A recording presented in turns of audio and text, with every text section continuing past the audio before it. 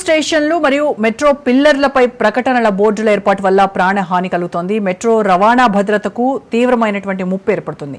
Metro pillars కు నేరుగా holes వేయడం ద్వారా పెద్ద పరిమాణంలో ప్రకటన బోర్డులు ఏర్పాటు చేయడాన్ని లెక్క చేయకుండా కొన్ని సంస్థలు ఇష్టారాజ్యంగా వ్యవహరిస్తున్నాయి. ముఖ్యంగా Prakash arts, lead space, Navnirman, GHMC రాష్ట్ర ప్రభుత్వ ఆదేశాలకు విరుద్ధంగా ఈ చర్యలు చేపట్టాయి. ఇటీవల ఒక ప్రకటన బోర్డు బోల్ట్స్ తెగబడి ఒక వాహనదారుడిపై పట్టడంతో ప్రమాదం జరిగింది. ఇదే కాకుండా ఈ బోర్డులు, ఫ్లెక్సీల వల్ల బెంగళూరు, హైదరాబాద్ మెట్రోల్లో కొన్నిసార్లు ట్రైన్ స్టాప్ అయ్యేటువంటి పరిస్థితులు కూడా ఏర్పడ్డాయి.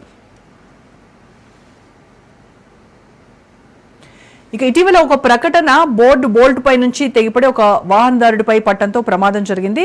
అలాగే మనం చూస్తున్నాము ఇలాంటి ఫ్లెక్సీల వల్ల, ఇలాంటి ప్రకటనల వల్ల బెంగళూరు, హైదరాబాద్ వంటి మెట్రోల్లో కొన్నిసార్లు ట్రైన్ స్టాప్ అయ్యేటువంటి పరిస్థితులు కూడా ఏర్పడ్డాయి. ఈ బోర్డులకు అవసరమైనటువంటి పవర్ ఏదైతే ఉందో అది మెట్రో స్టేషన్ నుంచే సరఫరా అవుతుంది. దీనికి ట్రైన్లకు సరిపడని విద్యుత్ కారణంగా ట్రైన్లు నెమ్మదిగా నడవాల్సినటువంటి పరిస్థితి కూడా ఏర్పడుతోంది.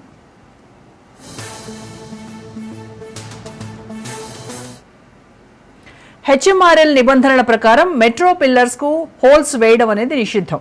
కానీ ప్రకటనల కోసం నేరుగా మెట్రో గోడల మీదే పెద్ద పెద్ద హోల్స్ వేయడం వల్ల ఆ బోర్డుల స్ట్రక్చర్ అనేది దెబ్బతింటుంది. మెట్రో ట్రైన్ పోయేటువంటి సమయంలో ఈ బోర్డులపై వాడేటువంటి బోల్ట్లు, నట్లు నెమ్మదిగా లూజ్ అవుతూ ఉంటాయి. దీనివల్ల ప్రజల ప్రాణాలను ప్రమాదంలోకి నెట్టేటువంటి పరిస్థితులు నెలకొంటున్నాయి.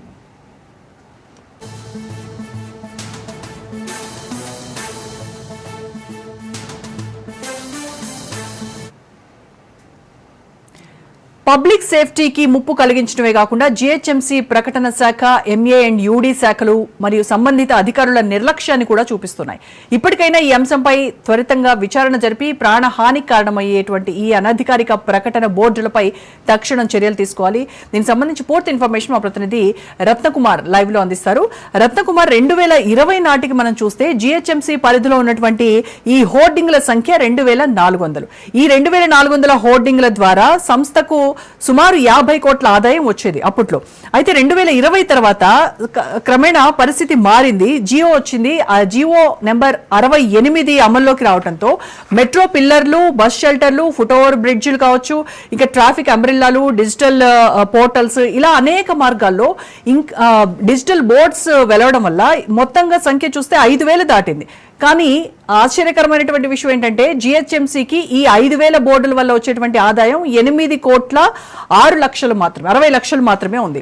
సో ఈ రకంగా ఇంత ఆదాయం పడిపోతున్నప్పటికీ కూడాను ప్రభుత్వము దీనిపైన దృష్టి సారించట్లేదు. అదొక విషయం. అయితే Telangana outdoor media owners association అనేది GO 68 పై హైకోర్టు కూడా వాళ్ళు అప్పీల్ చేసుకున్నటువంటి అంశం. సో దానికి సంబంధించినటువంటి కేసు ఏమైంది, దాని ఫలితాలు ఏంటి, మీ దగ్గర ఏమైనా డీటెయిల్స్ ఉన్నాయా?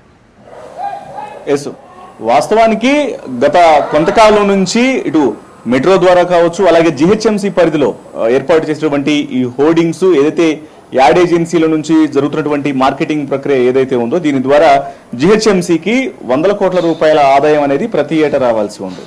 ముఖ్యంగా దాదాపు ప్రస్తుతం ఉన్నటువంటి పరిస్థితులను బట్టి ఎస్టిమేషన్ 500 కోట్ల రూపాయల వరకు ఆదాయం అనేది రావాల్సినటువంటి పరిస్థితి ఉంటుంది. కానీ కేవలం 15 నుంచి 18 కోట్ల రూపాయల ఆదాయం మాత్రమే వస్తుంది. దీనంతటికీ కూడా కారణం 2 ప్రధానమైనటువంటి యాడ్ ఏజెన్సీల కారణంగానే ఇదంతా జరుగుతుంది అనేటువంటి ఆరోపణలను ఇటీవల కాలంలో జీహెచ్ఎంసీకి సంబంధించినటువంటి కౌన్సిల్ సమావేశం ఏర్పాటు చేసినప్పుడు కొంతమంది బీజేపీ కార్పొరేటర్లు, అలాగే బీఆర్ఎస్ కార్పొరేటర్లు ఇదే అంశాలను లేవనెత్తారు. దీని మీద వాళ్ళు చర్చకు కూడా అడగటం జరిగింది.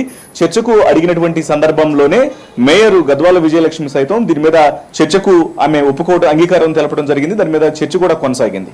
ఈ చర్చలో భాగంగానే వాళ్ళు తెలిపినటువంటి కొన్ని విషయాలను విన్నప్పుడు మాత్రం కొంత ఆసక్తికరమైనటువంటి విషయాలు అనేవి వెలుగులోకి వచ్చాయి. ఇందులో ప్రధానంగా హైదరాబాద్ లో ఇటు యాడ్ ఏజెన్సీల జీహెచ్ఎంసీ పరిధిలో ఉన్నటువంటి యాడ్ ఏజెన్సీలలో లీడ్ స్పేస్, ప్రకాష్ ఆర్ట్స్ అనేటువంటి 2 సంస్థలు ఉన్నాయి. ఈ 2 ప్రధానమైనటువంటి సంస్థలే జీహెచ్ఎంసీ పరిధిలో ఉన్నటువంటి ఎక్కడైతే మార్కెటింగ్ ఏజెన్సీలు అంటే మార్కెటింగ్ ఎక్కడైతే జరుగుతుంటుందో హోర్డింగ్స్ ద్వారా ప్రకటనలు నిర్వహించుకున్నటువంటి అవకాశం మొత్తం కూడా వీళ్ళ యొక్క ఈ 2 సంస్థల యొక్క గుత్తాధిపత్యంలోనే నడుస్తూ ఉంటుంది. హైదరాబాద్ లోని అంటే ప్రముఖమైనటువంటి హోర్డింగ్స్, అలాగే యాడ్స్ కు సంబంధించినటువంటి పూర్తిగా ప్రకటనలన్నీ కూడా వీళ్ళ ద్వారానే వెళ్తూ ఉంటాయి. సో అయితే వీళ్ళు కేవలం ఇటు వీళ్ళు పైసలు అమౌంట్ మాత్రం ఒక్కొక్క హోర్డింగ్ కు సంబంధించి ఫర్ ఎగ్జాంపుల్ గా మనం ఒక హోర్డింగ్ కు వీళ్ళు 10,000 రూపాయలు తీసుకుంటే ఇది కేవలం అటు సంస్థలకు అంటే ఇటు మెట్రో రైలు ద్వారా వాళ్ళు దాన్ని క్లెయిమ్ చేసుకొని మెట్రో రైలుకు సంబంధించినటువంటి అధికారులకు ఒక యార్డుకు 10,000 రూపాయలు చెల్లిస్తే దాన్ని అదే హోర్డింగ్ కు సంబంధించినటువంటి అమ్మకాలకు సంబంధించి మాత్రం దీన్ని 50,000 రూపాయలకు క్లయింట్ కి అమ్ముతూ ఉంటారు. సో ఈ రకంగా 100 కోట్ల రూపాయల బిజినెస్ అనేది జరుగుతూ ఉంటుంది. ఇది మెట్రో పిల్లర్ల ద్వారా జరుగుతూ ఉంటుంది. హైదరాబాద్ లోని అంటే ప్రముఖమైనటువంటి ప్రాంతాల్లో పెట్టినటువంటి హోర్డింగ్స్ ద్వారా జిహెచ్ఎంసీ పరిధిలో, అలాగే ఈ మధ్య కాలంలో ఇప్పుడు మెట్రోకి ఆనుకొని పక్కనే అత్యంత ప్రమాదకరంగా మారినటువంటి ట్రాకుల చుట్టూ కూడా హోర్డింగ్స్ వెలిసినటువంటి పరిస్థితి ఉంది. సో ఓవరాల్ గా వీటన్నిటికీ సంబంధించి కూడా దాదాపు 500 కోట్ల రూపాయల ఆదాయం అనేది రావాల్సినటువంటి పరిస్థితి ఉండగా కేవలం 15 నుంచి 18 కోట్ల రూపాయల ఆదాయం మాత్రమే వస్తుంది. అయినప్పటికీ కూడా ప్రభుత్వం ఇందులో నోరు మెదపనటువంటి పరిస్థితి ఉంది. అంటే దీని వెనకాల కారణం ఎవరు అనేటువంటి ప్రశ్నలను బీజేపీ కార్పొరేటర్లు అలాగే బీఆర్ఎస్ కార్పొరేటర్లు లేవనెత్తున్నారు. ఖచ్చితంగా కొంతమందికి మాత్రమే ప్రభుత్వం ఈ సహాయ సహకారాలను అందిస్తూ మిగతా వాళ్ళందరినీ కూడా గాలికి వదిలేసినటువంటి పరిస్థితి ఉంది. ఆదాయాన్ని కూడా పట్టించుకోవట్లేదు, జిహెచ్ఎంసీకి రావాల్సినటువంటి ఆదాయాన్ని.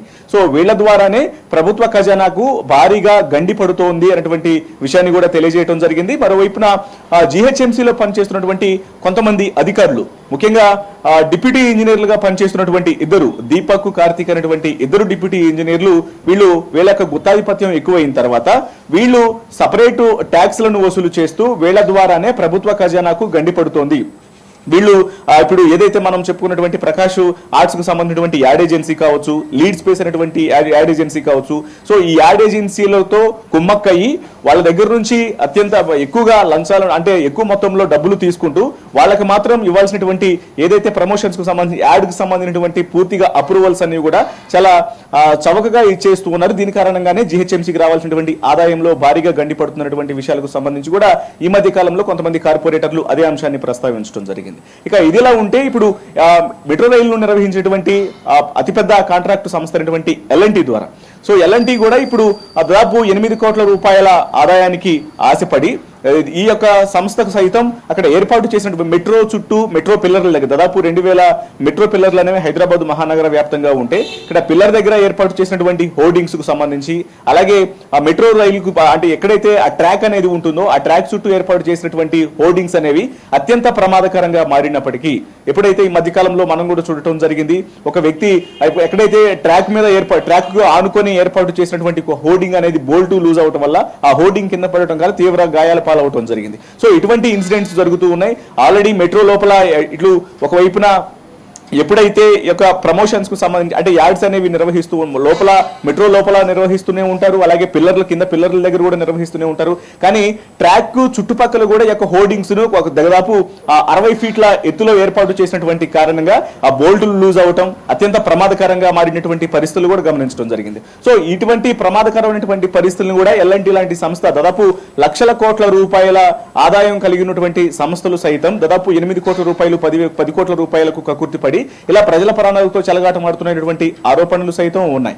మరోవైపు ఈ మధ్య కాలంలో ఎప్పుడైతే అంటే మెట్రోకు సంబంధించినటువంటి రవాణా సౌకర్యాలు అంటే రాకపోకలకు సంబంధించి కూడా కొంత ఇబ్బందికరమైనటువంటి పరిస్థితులు ఏర్పడుతున్నాయి. సాంకేతిక లోపాలు కావచ్చు, విద్యుత్ లోపాలు ఏర్పడుతున్నాయి. వీటన్నిటికీ కారణం ఎక్కడైతే పవర్ స్టేషన్ నుంచి మెట్రో స్టేషన్స్ నుంచి పవర్ సప్లై అంతా నడుస్తూ ఉంటుంది కాబట్టి, సో ఎప్పుడైతే ఆ ట్రాక్ లో ట్రైన్స్ వెళ్తున్నాయో ఈ యొక్క హోర్డింగ్స్ కారణంగా ఏర్పడినటువంటి ట్రాక్స్ లోని ఇబ్బందికరమైనటువంటి పరిస్థితుల కారణంగా అవకతవకలు ఏర్పడటం, సాంకేతిక లోపాలు తలెత్తడం, ట్రైన్లు మధ్యలో ఆగిపోవటం, 15 నిమిషాలు 20 నిమిషాల పాటు ట్రైన్స్ ఆగిపోయినటువంటి పరిస్థితులు కూడా కనిపించాయి. ఈ రకమైనటువంటి అనేక రకాల ఇబ్బందులు ఎదురవుతున్నా సరే L&T లాంటి ఆ సంస్థలు తాము ఏదైతే చేసుకుంటూ నిర్లక్ష్యంగా వ్యవహరిస్తున్నటువంటి తీరు, అలాగే చాలా సింపుల్ వేలలో డబ్బులు సంపాదించాలన్నటువంటి మార్గాలు ఏదైతే అన్వేషిస్తూ ఉన్నాయో ఇవన్నీ కూడా ప్రజలను ఇబ్బందికి గురి చేస్తున్నాయి. ఇక ఈ హోర్డింగుల సంఖ్య అనేది మరింత పెరిగితే ఖచ్చితంగా మెట్రో ప్రయాణం అనేది ఇబ్బందికరంగా మారేటువంటి అవకాశాలు ఉంటాయి. మెట్రో ద్వారా వస్తున్నటువంటి అమౌంట్స్ కు సంబంధించి కావచ్చు, యాడ్స్ ద్వారా వచ్చినటువంటి డబ్బులు, అలాగే ఇటు జిహెచ్ఎంసీ హోర్డింగ్స్ కు సంబంధించి నగర వ్యాప్తంగా ఉన్నటువంటి ప్రధాన జంక్షన్ల వద్ద ఏర్పాటు చేసినటువంటి పెద్ద పెద్ద హోర్డింగ్స్ కు సంబంధించి, అలాగే పూర్తిగా జిహెచ్ఎంసీ పరిధిలో జిహెచ్ఎంసీ పర్మిట్స్ నుంచి వెళ్ళేటువంటి యాడ్స్ కు సంబంధించి దాదాపు సంవత్సరానికి 500 కోట్ల రూపాయల అమౌంట్ అనేది రావాల్సి ఉంటే ఇందులో కేవలం 15 నుంచి 18 కోట్ల రూపాయల అమౌంట్ మాత్రానికి రావడానికి వెనకాల జిహెచ్ఎంసీలో పనిచేసినటువంటి కొంతమంది అధికారుల యొక్క ప్రమేయం ఉంది. ప్రభుత్వం చూసి చూడనట్లుగా తాము నమ్మినటువంటి సంస్థలకు తమకు సహాయ సహకారాలు కొంతమంది వ్యక్తులకు ప్రత్యక్షంగా పరోక్షంగా సహకారాలు అందిస్తున్నటువంటి సంస్థలకు మాత్రమే ఈ యొక్క ఏదైతే వీటిని అప్పజెప్పడం వెనుకాల ఈ యొక్క మొత్తం ఓవరాల్ గా వీటన్నిటిని కూడా వాళ్ళ చేతిలో పెట్టిన కారణంగానే ఈ యొక్క సమస్యలు తలెత్తున్నాయన్నటువంటి ఆరోపణలు ఇప్పటికీ తలెత్తునే ఉన్నాయి. రైట్ రత్న.